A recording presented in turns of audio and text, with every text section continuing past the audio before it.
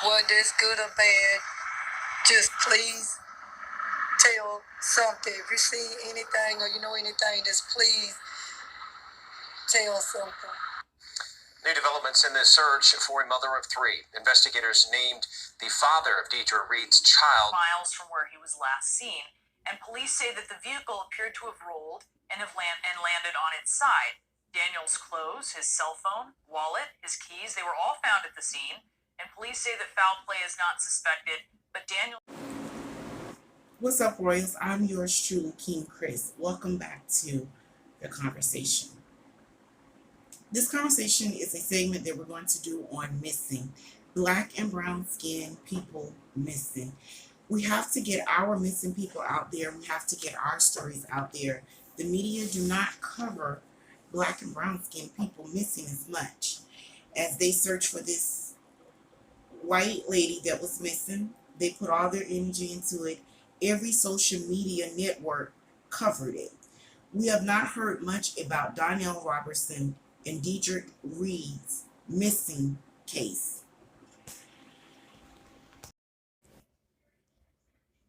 It's been 3 months since geologist Daniel Robinson went missing from his work site in a remote part of the desert in Buckeye. And now for the first time, we are finding out what police have learned about the days before and after his disappearance. Here's ABC 15's Courtney Holmes. Daniel Robinson's state of mind, a recurring theme in this report, as police try to piece together what happened to the 24-year-old. Daniel was last seen by a coworker on June 23rd, and according to this police report, was acting odd at his job site just before driving away. But in the days prior, the report says Daniel was also behaving oddly with a woman he'd met while working a side job for a food delivery service. After only a few days, texts reveal he'd show up unannounced.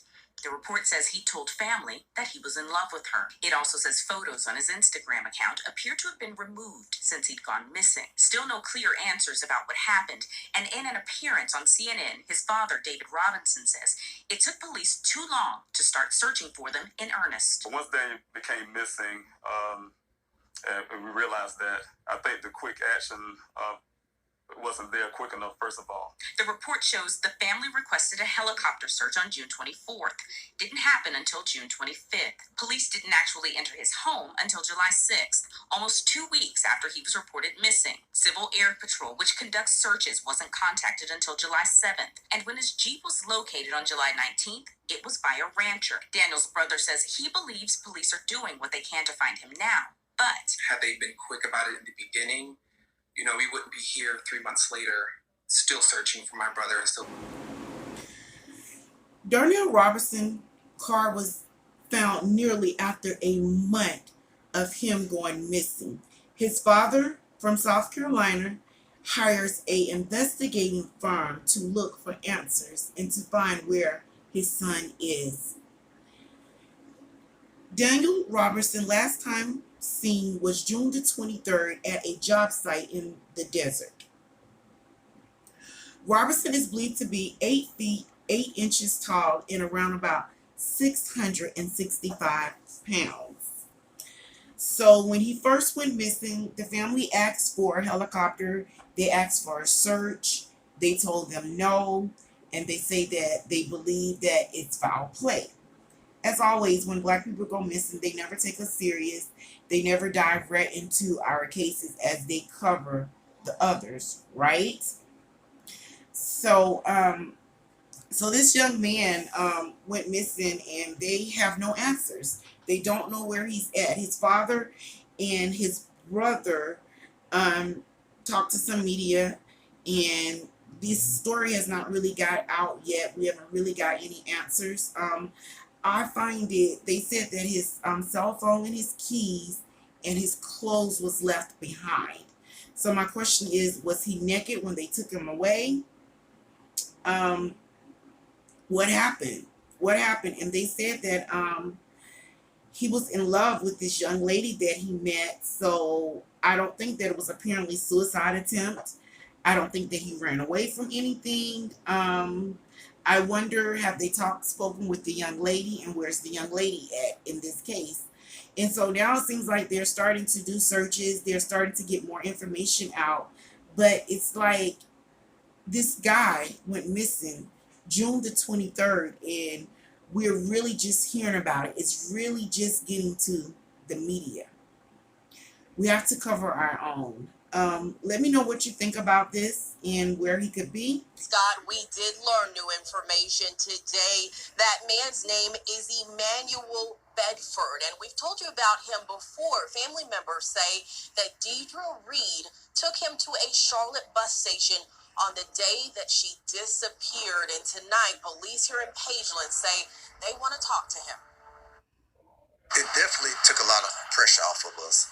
Going from not having a person of interest to having a person of interest, I know it's not much, but to us, that's a whole lot. James Reid, grateful to learn investigators are now turning their focus to Emmanuel Bedford. James says Bedford is a former boyfriend of his sister Deidre and the father of her youngest child. He have a 7-year-old son in Paisley he haven't reached out to since our sister been missing. I find it strange that he still haven't reached out to the family if he didn't have anything to do with our sister's disappearance. He says his sister drove Bedford to a Charlotte bus station in her 2004 Chevy Tahoe 21 days ago, but she never returned home to her 3 children in Pageland. For weeks, law enforcement in Charlotte, Pageland, and in the Augusta, Georgia area have investigated Reid's disappearance. The Richmond County Sheriff's Office in Georgia told me it is assisting in this investigation, and I asked them about Bedford's criminal past. They said he's only faced minor charges of DUI in 2017 and drug possession in 2013. Deidre Reid of Pageland has been missing since September the 3rd, and her family members want answers.